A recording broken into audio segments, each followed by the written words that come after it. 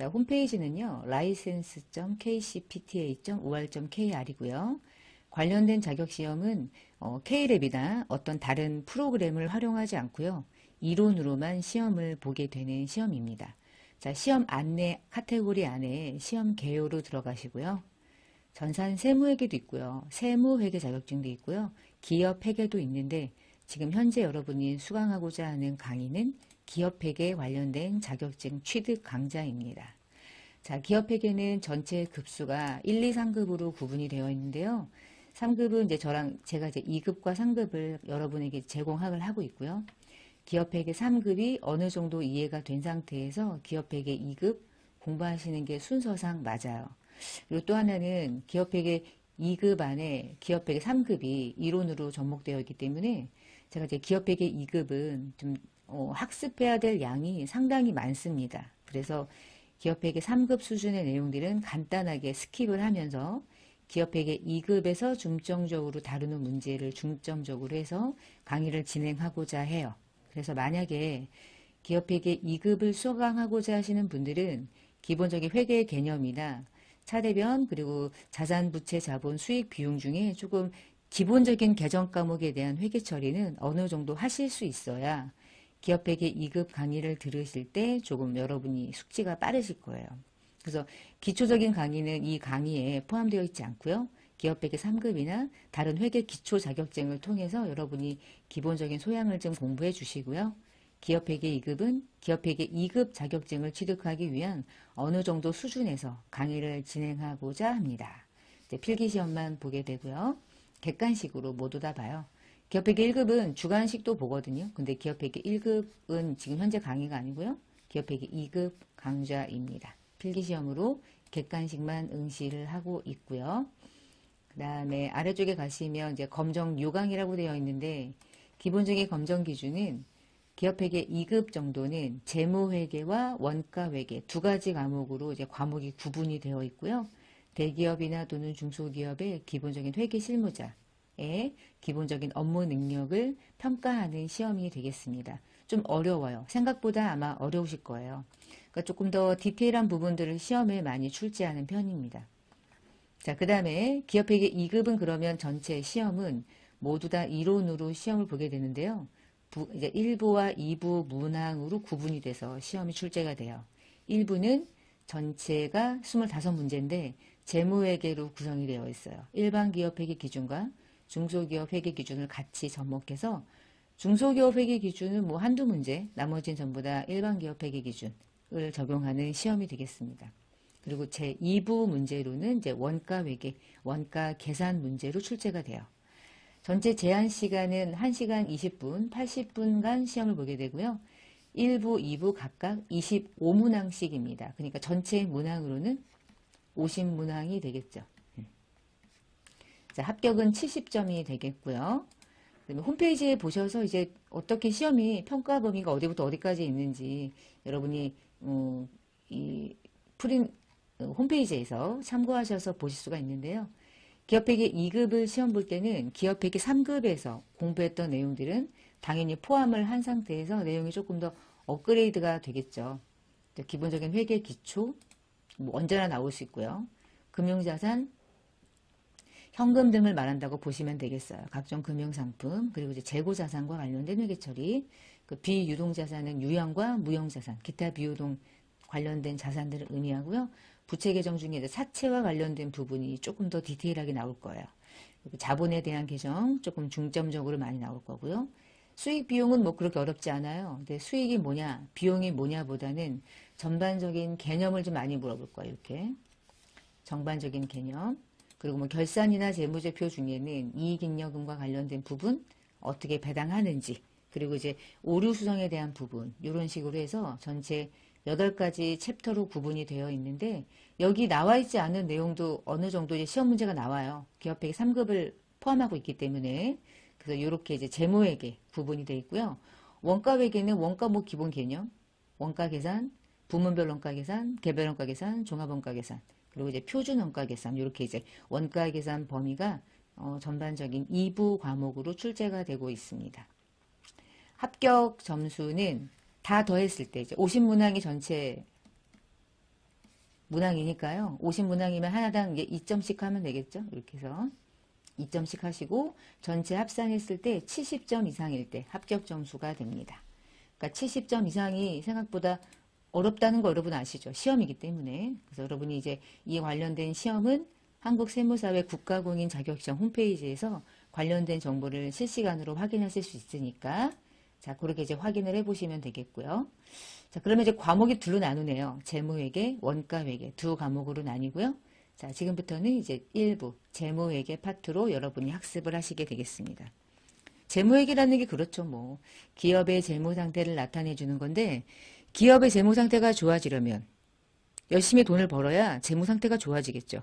열심히 돈을 버는 만큼 우리 회사는 현금을 보유할 수 있게 되니까 뭐 당연한 얘기죠.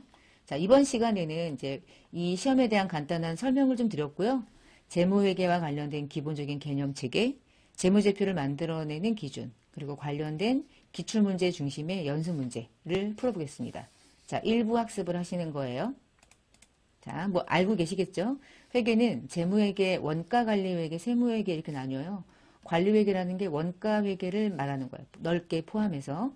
재무회계는 재무제표를 만들기 때문에 재무제표는 외부정보 유용자를 위한 정보예요. 그러니까 어떤 회계 기준에 의해서 만들게 돼요. 누구를 위한 거냐? 외부정보 유용자를 보여주기 위해서. 그래서 이미 지난 정보를 21년 정보를 22년도 초에 22년도의 정보를 23년도 초에 보여주고요. 기본적으로 1년 결산해서 보여주지만 상장 기업들은 단기보고 또는 분기보고 정도 해요. 이게 재무회계가 가지고 있는 특징인데요. 자, 원가회계는 어떤 특징이냐면 내부정보 이용자들에게 유용한 정보를 제공해 주기 위해서 보여주는 회계 분야이기 때문에 기준 없고 표 없어요. 수시로 보고해요. 그리고 미래의 원가를 절감하기 위한 정보로서의 가치가 높아요. 그래서 재무회계는 과거지향적이고요. 원가관리회계는 미래지향적이라고 부릅니다. 세무회계는 세금을 신고하는 회계인데 여러분 기업회계는 세무회계 시험이 아니기 때문에 재무회계와 원가관리회계 이렇게 두 과목으로 회계 분야를 나누어서 시험 문제를 출제하고 있어요.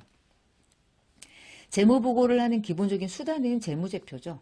재무제표는 5가지 양식이 있었고요. 자, 아래 보시면 재무제표를 그러면 만들어내는 목적이 뭐니? 첫 번째, 투자나 신용결정을 하기 위해서는 유용한 정보로서의 가치를 갖는 거죠. 재무제표가. 재무제표를 하는 게 만드는 이유가 뭐니? 목적이 뭐야? 얘기하는 거예요. 아니면 미래의 정보를 미래지향적인 정보를 보여주려고 하는 것이 아니라 이런 거죠. 미래에 현금이 얼마 정도가 유입될 것인지 얼마 정도가 나갈 것인지 현금에 대한 흐름을 예측할 수 있도록 유용한 정보를 외부정보 유용자에게 보여주는 거죠. 미래 정보를 보여주는 게 아니라 재무제표라는 것은 미래의 현금에 대한 흐름을 예측할 수 있는 정보로서의 가치를 높게 평가받는 거예요. 그리고 재무제표는 재무상태표, 손익계산서, 현금흐름표, 자본변동표를 보여주죠. 마지막, 재무제표는 누가 최종적인 책임자입니까? 경영자가 책임자예요. 그래서 경영자가 1차적인 책임자를 지기 때문에 경영자가 어느 정도의 책임에 대한 평가 지표로서의 가치가 있는지 경영자가 주주가 이 회사의 주인이란 말이에요. 주주들이 돈을 준 걸 경영자가 그 돈을 어떤 형태로 투자해서 얼마만큼의 성과를 나타내는지 그걸 보여줄 수 있는 유일한 지표는 재무제표거든요. 재무보고가 보여주는 목적은 4개 정도 시험에 나올 수 있죠. 이런 문제는. 자, 그 다음 페이지.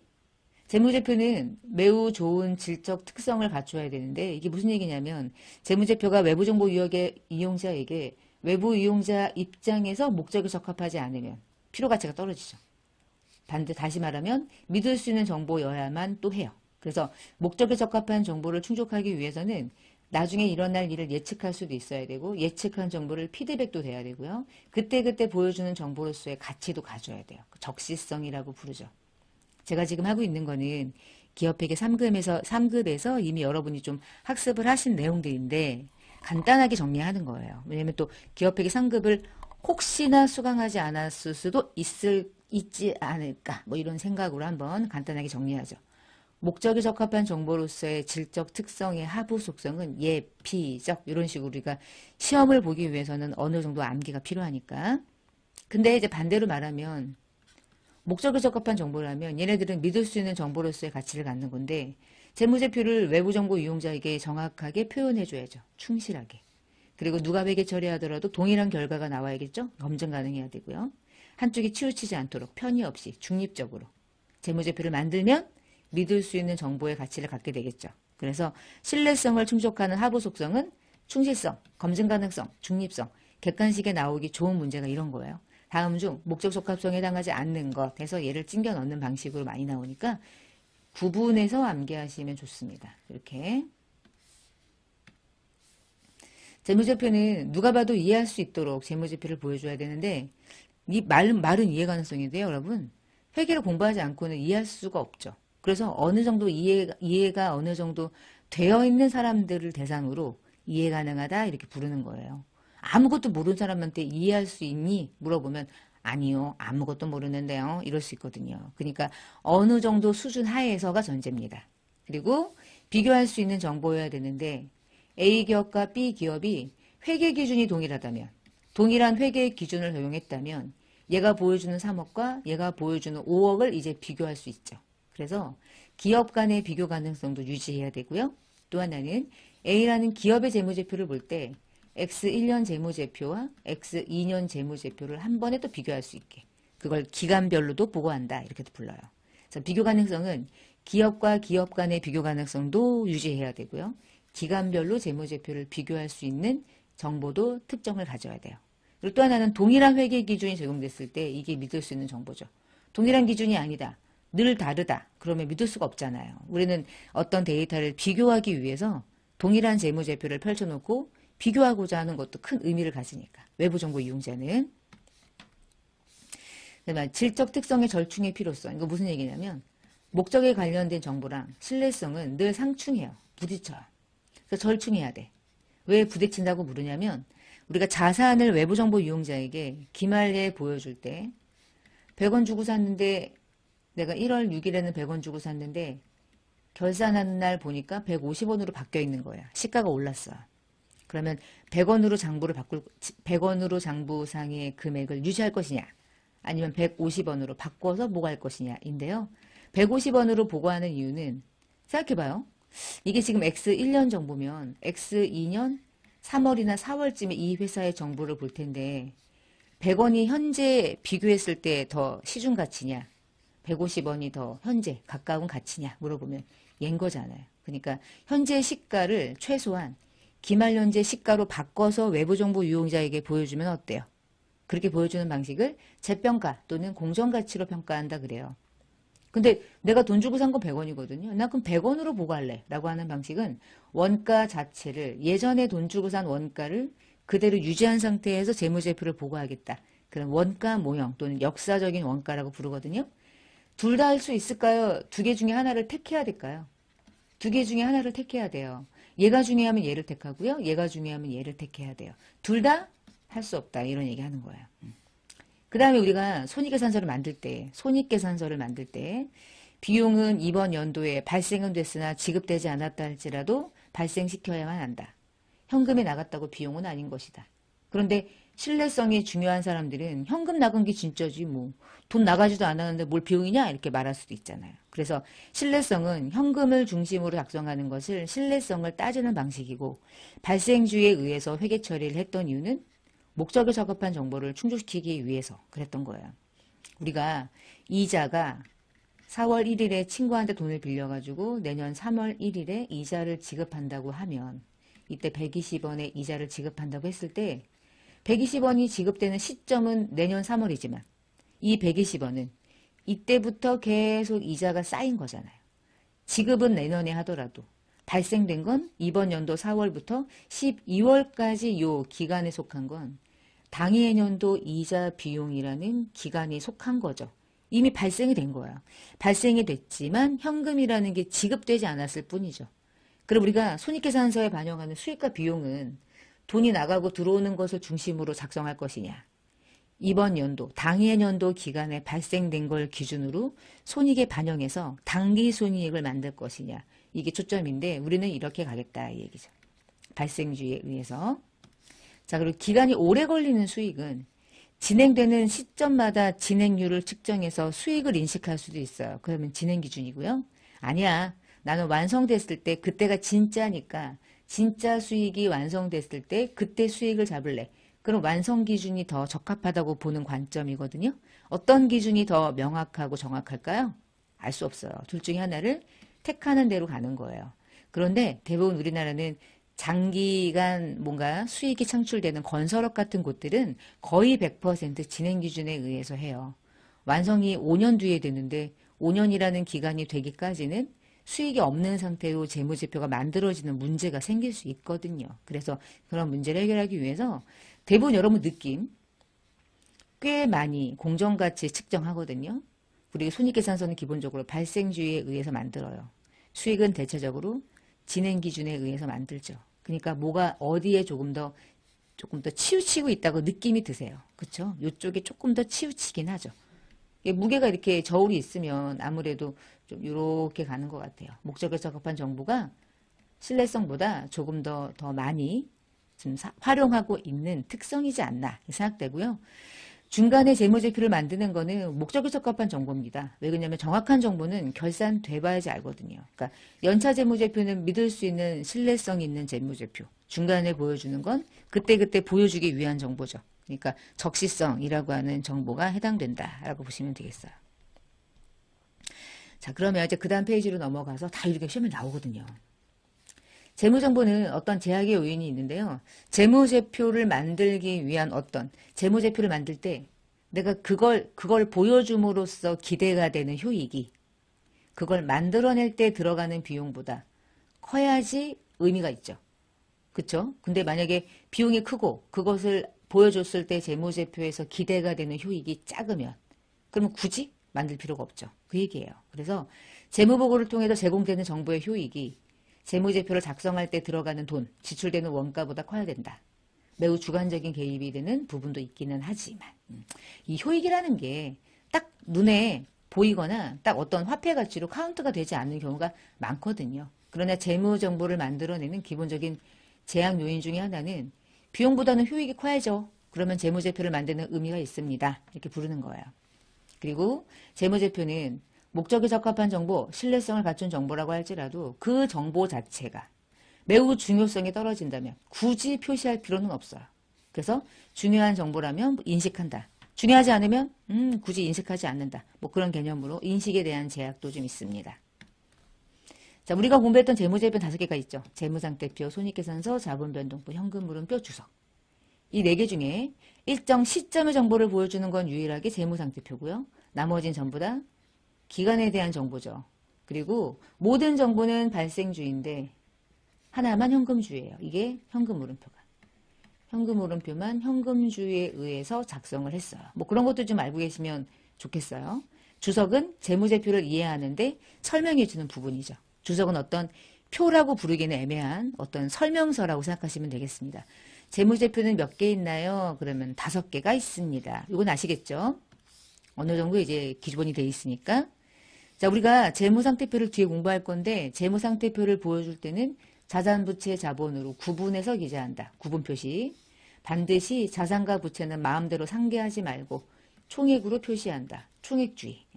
대신 어떤 채권과 어떤 채무가 있는데 A한테 받을 돈, A한테 줄 돈이 있는데 이거 서로 깔까? 순액으로 결제할까? 라고 하는 의도가 있는 경우는 상계할 수 있지만 그런 경우가 아니라면 채권은 채권이고 채무는 채무니까 자산자리는 자산자리 다 기재하고 부채는 전액을 부채로 기재하자. 이런 개념이고요. 재무상태표는 1년을 기준으로 유동자산과 유동부채로 구분하죠. 그리고 이후에 도래되는 것들은 비유동자산 또는 비유동부채 이렇게 구분해요. 그 다음에 그런 자산과 부채는 나중에 외부정보 이용자에게 보여줄 때 유동성이 큰 것부터 배열한다. 그것을 유동성 배열법. 큰 것부터. 유동성이 빠르다는 건, 유동성이 크다는 것은 현금화가 되는 순서가 빠르다는 걸 의미하는 거예요. 그러니까 현금이 언제나 첫 번째 카테고리에 붙는 거죠. 자산의 첫 번째. 그리고요. 자본이라는 개념의 특징은 자본잉여금과 이익잉여금으로 구분해서 손익의 결과물은 이익잉여금에 자본거래로만 발생하는 잉여금은 자본잉여금에 구분해서 기재하도록 되어 있고요. 재무제표를 보여줄 때 중요한 항목은 굳이 구분해서 표시하지만 별로 중요하지 않다면 통합으로 표시한다. 통합으로 표시하는 가장 대표적인 계정 과목이 현금 및 현금성 자산, 뭐 매출 채권, 단기 투자 자산 뭐 이런 거 있죠. 마지막 미결산 계정은 표시하지 말자. 아직 결산이 완료되지 않은 계정, 잠깐 쓰는 계정, 가지급금과 가수금은 특별한 경우를 제외하고는 적절한 과목으로 떤다. 남기지 않는다. 표시하지 않는다. 이게 가계정이란 뜻이에요. 가계정을 남기는 걸 별로 좋아하지 않거든요. 지금까지 보신 게 재무상태표를 만들어내는 기준이에요. 그럼 두 번째, 손익계산서를 만들어내는 기준은 뭐가 있나요? 원칙, 발생주의, 현금주의, X, 현금주의, X, 실현주의, 수익과 비용은 발생주의에 의해서 하는데 특히나 수익은 실현됐을 때 인식한다. 그래서 꼭 현금이 들어와야지만 수익이냐? 그렇지 않다. 완성됐으면 수익으로 보겠다. 진행됐다면 수익으로 보겠다. 이런 뜻이에요. 그리고 수익을 발생시킬 때 해당되는 비용은 당인 연도에 같이 인식하는 거예요. 그래서 비용은 관련 수익에 대응해서 인식한다. 이것의 가장 대표적인 케이스가요. 매출 원가라는 비용이에요. 우리가 잠깐만요. 이렇게 T자 계정을 한번 그려볼게요. 우리가 상품이라는 재고자산을 공부할 때 기초가 10원어치가 있었고 제가 매입을 이제 90원어치를 했다면 상품은 100원어치를 가지고 있었던 거죠.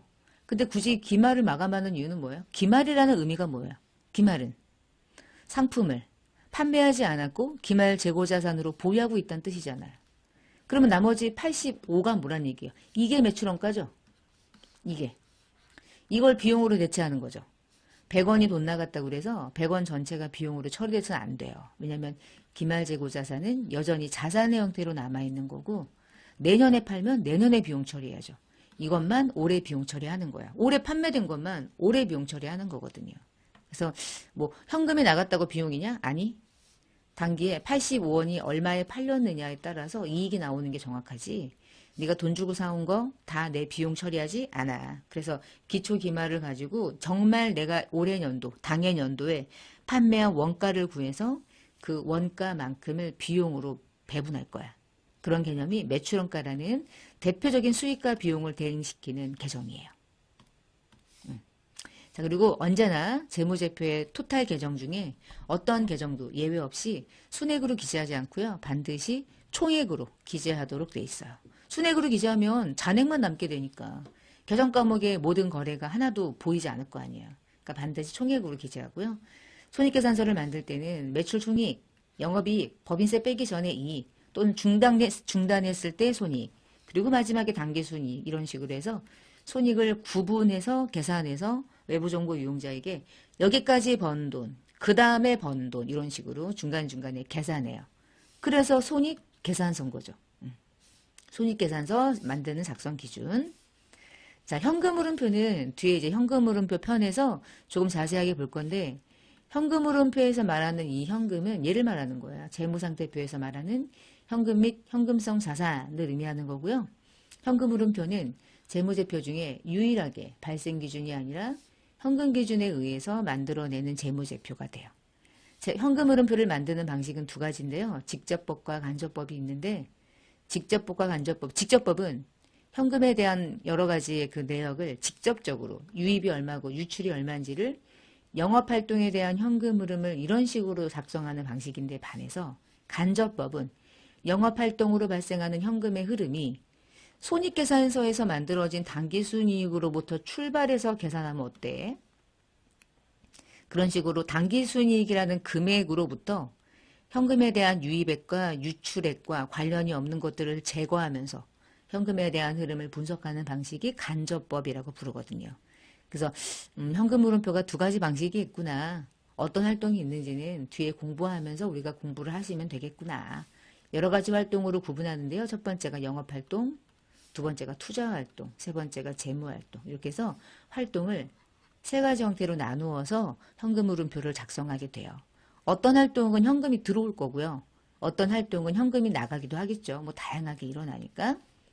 자, 네 번째 재무제표는 자본변동표인데 자본의 변화를 보여주는 거예요. 아주 중요하겠죠? 이것도 뒤에 공부할 거고.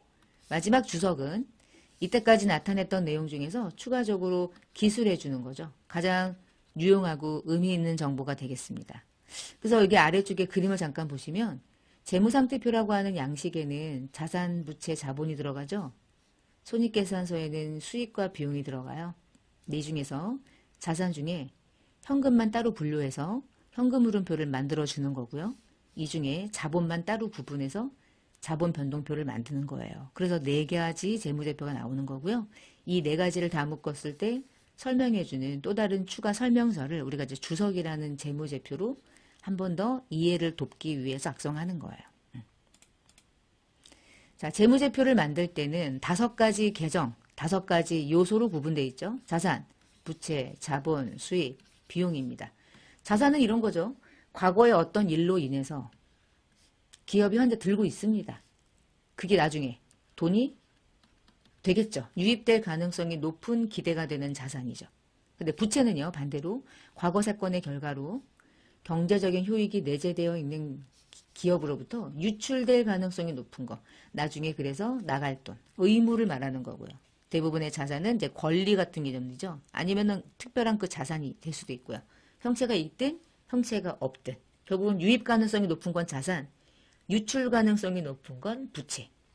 선생님, 네. 그럼 자본은 뭐예요? 자본이 뭐냐고요? 자본은 자산에서 부채를 뺀 건데요. 정말 남는 돈인데요. 그 남는 돈을 자녀 지분 또는 자본이라고 부르죠. 그래서 우리가 자본이라고 하는 걸 어떻게 측정하냐면 자본은 자산이 얼마인지를 먼저 되게 열심히 구해야 돼요. 다 구했어요? 그럼 부채를 빼요. 그게 남는 돈이 자본이 되는 거예요. 자본 형성은 아주 쉬워요. 마지막 수익은 돈이 나중에 들어오거나 또는 증가되거나 또는 부채가 감소되는 자본의 증가를 결국은 초래하는 경제적 효익의 증가분. 단 지분 참여와 관련된 건 지분 참여가 뭐야? 주식 발행하는 거죠. 그런 거하고 관련이 없는 것들. 그건 제외하고. 그러니까 주식을 발행하고 돈 받는 거 빼고 나머지 이외에 효익의 증가분을 다 수익이라 부르고요. 효익의 감소분을 다 비용이라고 부르는데 지분 참여자에게 분배해 주는 거는 비용 아니다 이 뜻이에요. 지분 참여자에게 출연해가지고 돈 받은 건 수익 아니다 이 뜻이에요. 그러니까 주주랑 거래한 것은 수익도 아니고 비용도 아닙니다. 이런 뜻입니다. 우리가 재무제표를 작성할 때 어떤 이제 금액을 측정할 때요. 재고자산, 유형자산, 무형자산, 매도가능증권 막 이런 것들은요. 처음에 취득했던 원가를 끌고 가요. 그러나 단기매매증권이나 어떤 유가증권 또는 유형자산 같은 경우는 뒤에서 공부하겠지만 공정가치로 측정할 수 있어요. 기말 현재. 단기매매증권은 주식이나 채권 같은 거기 때문에 현재 시장에서 거래되는 상장기업의 유가증권은 공정가치로 재무제표상의 가액을 평가하는 거죠. 그리고 뭐 유형, 무형, 지분법 이런 것들에 대해서 손상을 인식해서 손상을 인식하는 금액은 내가 현재 그 자산을 유용해서 사용할 수 있는 금액만큼을 남기기도 하거든요. 그래서 손상에 대한 인식액은요. 사용가치를 남기는 방식으로 회계 처리를 해요. 그 다음에 사채 같은 만기보유증권이나 장기성 채권 채무는요. 반드시 유효이자율법에 의한 어떤 상각을 통한 현재 가치, 미래 가치를 판단하게 되거든요. 그 부분이 여러분 사채에서 아주 중요하게 시험 문제로 출제가 될 거고요. 측정하는 방식이에요. 재고자산은 순실현 가능 가치, 이게 무슨 얘기냐? 재고자산 우리 저가법으로 평가하는 그 얘기를 하는 거예요. 이것도 다 뒤에 공부를 하시게 될 거고요. 그래서 측정 소송은 이렇게 구분이 되어 있고요. 재무제표를 만드는 원칙, 첫 번째, 계속 기업을 존속한다는 전제가 깔려 있고요. 모든 재무제표의 작성, 공정한 표시의 책임자는 경영자에게 있고요. 당연히 중요한 건 구분 표시하지만 중요하지 않으면 통합 표시할 수 있고요. 기간별로 비교할 수 있도록 모든 정보를 전기분, 단기분 같이 비교하는 양식으로 보고해야 되고요. 기간별 비교 가능성을 유지하기 위해서 언제나 회계 기준은 매년 동일한 방식으로 설정해야 돼.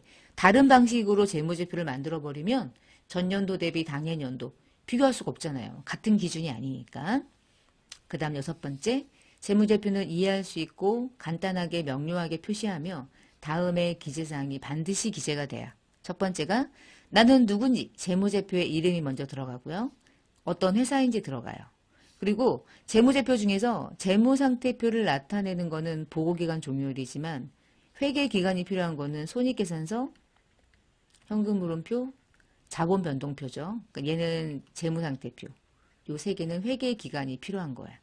그리고 보고통화와 금액 단위가 원 단위에서 보여주는지 1,000원 단위에서 보여주는지 아니면 100만 원 단위에서 원 단위를 끊어서 보여주느냐에 따라서 숫자를 이해하는 숫자의 크기가 달라지게 되겠죠. 그래서 재무제표를 보여주는 네 가지의 가장 기본적인 필수 기재사항이 되겠습니다. 자, 재무제표는 어떤 특성이나 한계가 있는데 이게 무슨 얘기냐? 여러분 재무제표는요. 결국은 돈으로 얘기하는 거예요. 그래서 화폐 단위로 측정이 된 것만 보여줄 수 있어요. 그리고 일어날 일에 대해서 미리 예상해가지고 보여줄 수는 없어요. 아직 돈이 나간 게 아니니까. 그러니까 대부분은 과거에 발생한 거래나 사건의 정보를 나타내주고요. 대손충당금, 퇴직급여 충당부채 이런 것들을 생각해보면 매우 추정치죠. 측정치 포함하고 있는 거 맞죠? 측정치가 없다 이렇게 많이 나오거든요. 측정치 있어요. 네 번째, 어떤 기업의 실체 정보를 보여주는 거예요. 그 기업의 산업, 경제 전반에 걸친 정보를 보여주나요? 그걸 안 보여주죠. 그걸 보여주려면 다른 보고서를 봐야죠.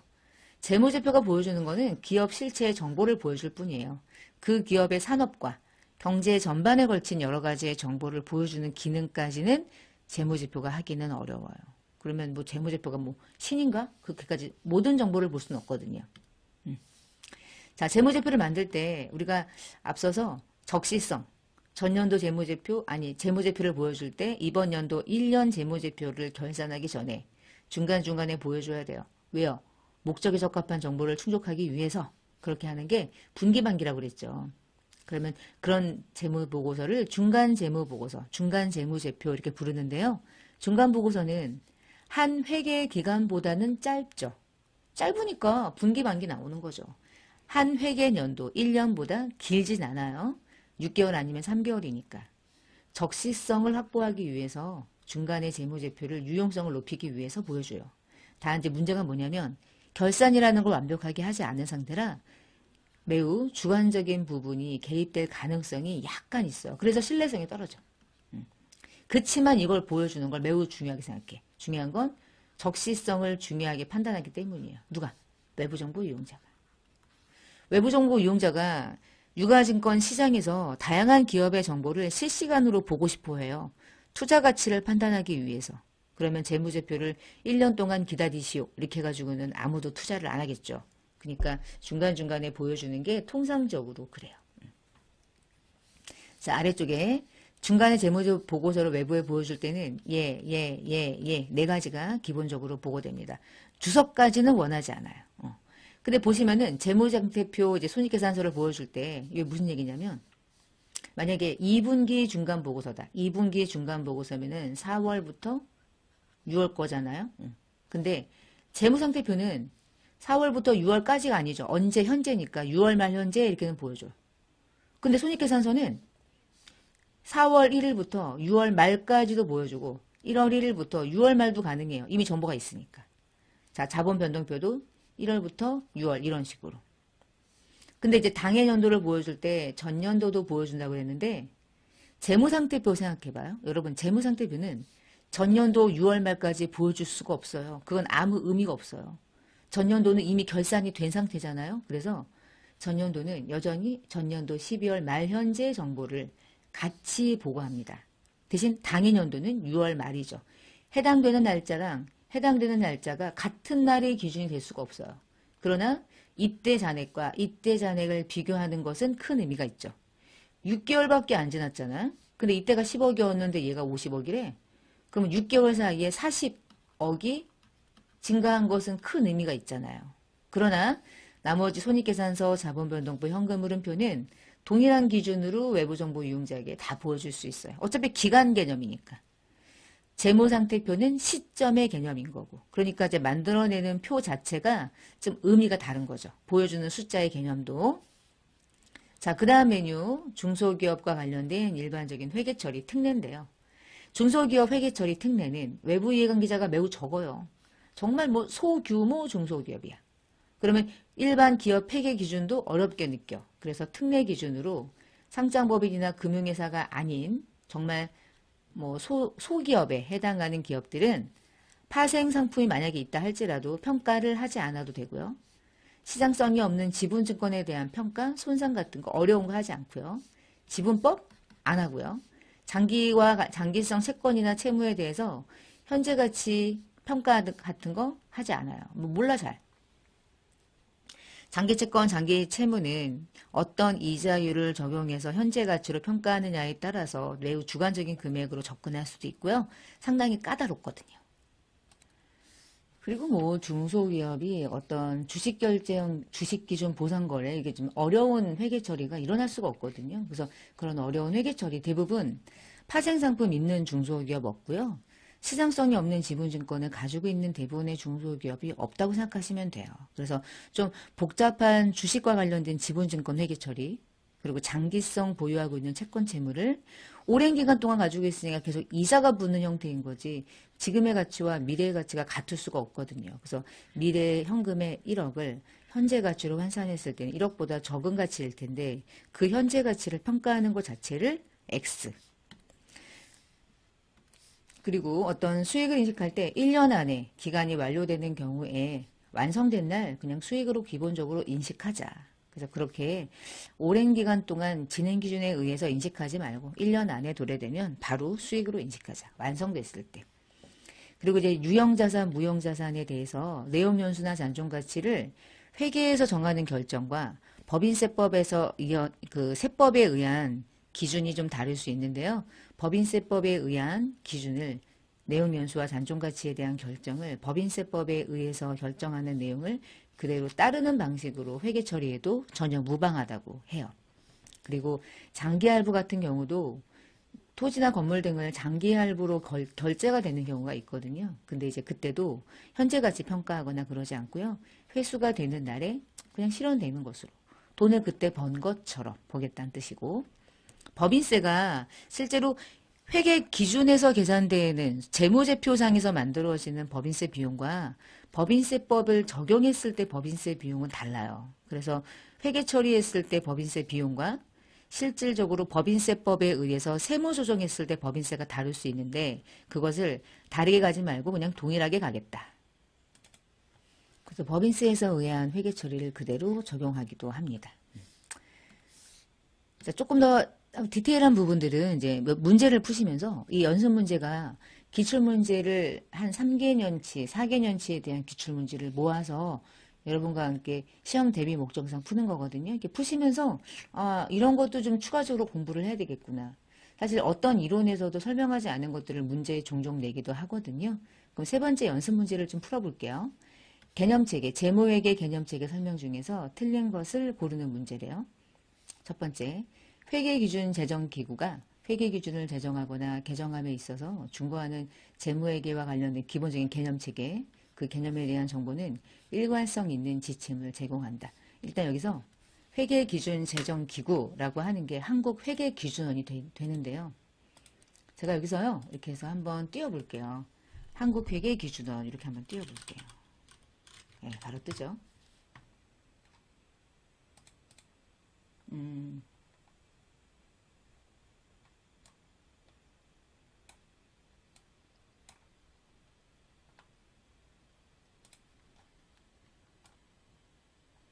여기가 이제 한국회계기준원 홈페이지인데요. 회계기준이 우리나라 기준은 IFRS도 있고요. KIFRS도 있고요. 일반 기업 회계기준도 있고요. 중소기업 회계기준도 있고요. 뭐 다양해요. 지금 말하고 있는 그 한국회계기준 제정기구가 한국회계기준원을 의미하고 있어서 제가 홈페이지를 좀 열어드렸어요.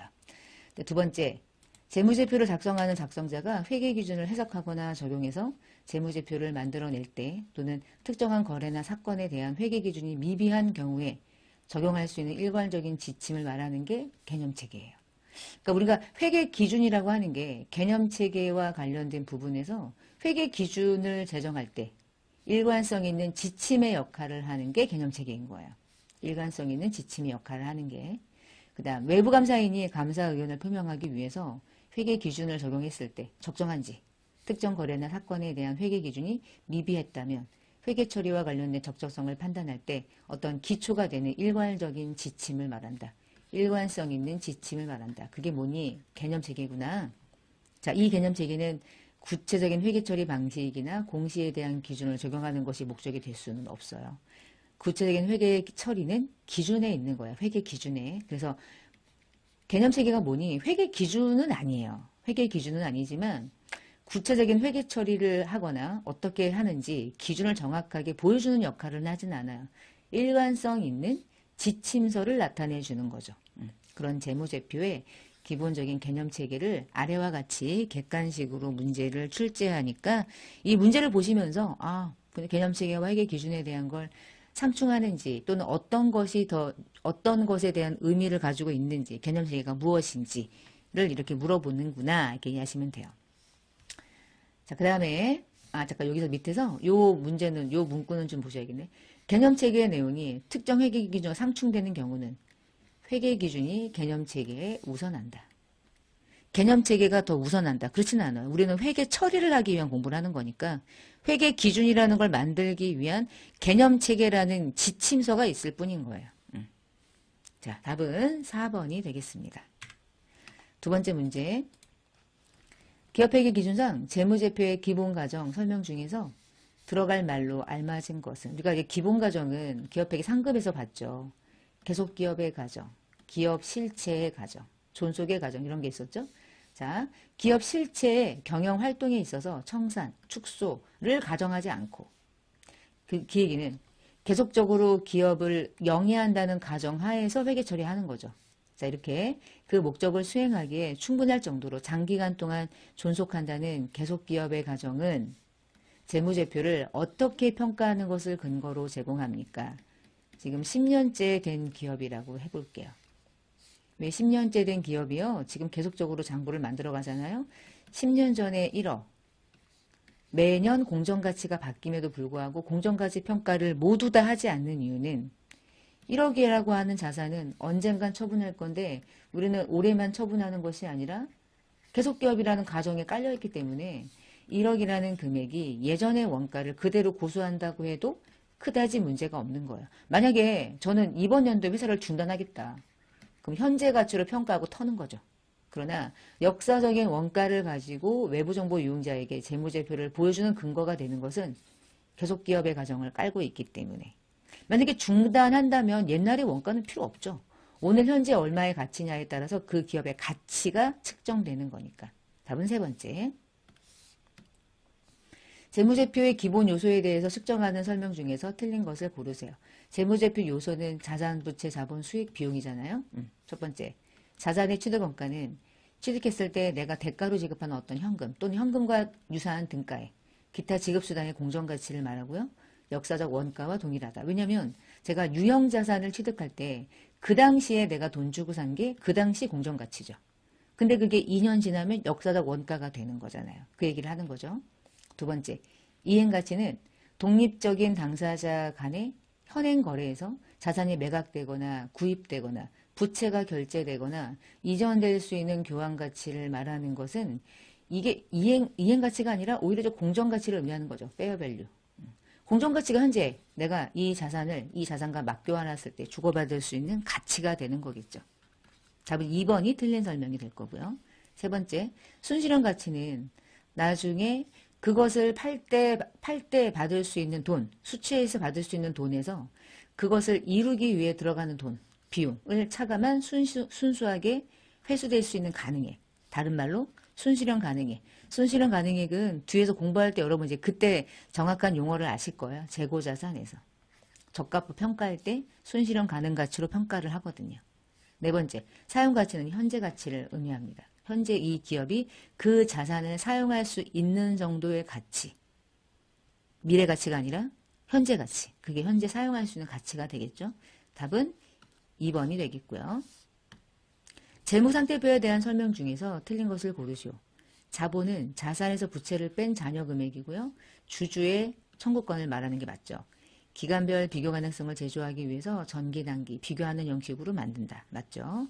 관련된 자산과 부채는 상계에서 순액으로 표시해요? 아니면 총액으로 표시해요? 총액으로 표시한다. 이게 원칙이었죠? 자, 부채는 나중에 돈이 나갈 의무다. 맞네요. 답은 틀린 설명으로는 3번이 되겠습니다. 자, 중소기업 회계 기준에 대한 설명 중에서 옳지 않은 것을 찾으래요. 손익계산서에 중단사업 손익을 별도로 구분하지 않는다. 이렇게 중소기업 회계 기준에 아주 다양한 내용들이 포함되어 있어요. 그걸 다 외울 수는 없어요. 이렇게 생각하시면 돼요. 아, 어려운 계정은 표시하지 않는다. 그쵸? 중단사업 손익까지 구분하지 않아요. 못해요. 두 번째, 1년 안에 건설 공항은 진행하지 않고 완료될 때 수익으로 인식한다. 완성 기준으로 떤다 그랬죠. 매출이나 매출 환입은 매출에 차감한다. 이건 뭐 당연한 거고요.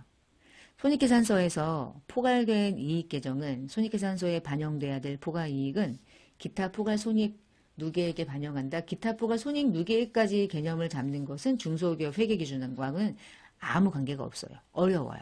중소기업 회계기준은 포괄, 기타 포괄 이런 개념이 없다. 그냥 하나만 안다. 당기순이익만 안다. 그렇게 생각하시면 돼요. 당기순이익만 아는구나. 어려운 포괄이익 모르는구나. 어렵다. 이렇게 생각하시고 다시 한번 중소기업 회계기준에 대해서 틀린 설명 고르세요. 재무제표는 비교 형식이 아닌 해당만 보여준다. 아, 쉽게 가는구나. 쉽게. 자본은 자본잉여금, 자본조정, 이익잉여금, 결손금. 이건 맞죠?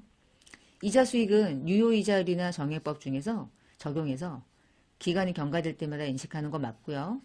유효이자율 정액법 중에서 하나를 택하시면 돼요. 그 다음 유형자산의 감가상각의 방법은 정액법, 정률법, 생산량 비례법, 연수학계법 등등등이 있고요. 사실은 맞는데 중소기업 38조 8홍에 의해서 보면은 얘하고는 되는데요.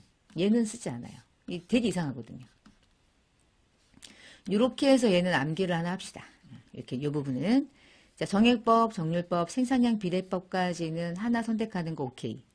연수학계법 듣도 보도 못한 문제. 이거 뭐야 이거. 문제가 방법 같지도 않은 거잖아. 이건 하지 마. X. 연수학계법은 중소기업 회계 기준상 선택할 수 없는 감가상각의 방식. 답은 4번. 이거는 이제 제가 중소기업 회계 기준을 모두 다 우리가 다 공부할 수는 없어요. 그러니까 문제 보시면서 어려운 건 안 하고요. 연수학계법은 진짜 누가 억지로 짜내고 만든 방식이구나. 별로 유용가치 없구나. 이렇게 생각하시면 될 것 같아요. 그 다음 재무제표를 보여주는 특성이나 한계에 대한 설명 중에서 틀린 것을 고르시오. 실체에 대한 정보를 보여주지만 산업 경제 전반에 걸친 정보는 제공하지 않는다고 아까 봤었죠. 화폐 단위로만 측정하고요. 추정치 보여주고요. 대부분 과거 정보를 보여주는 거죠.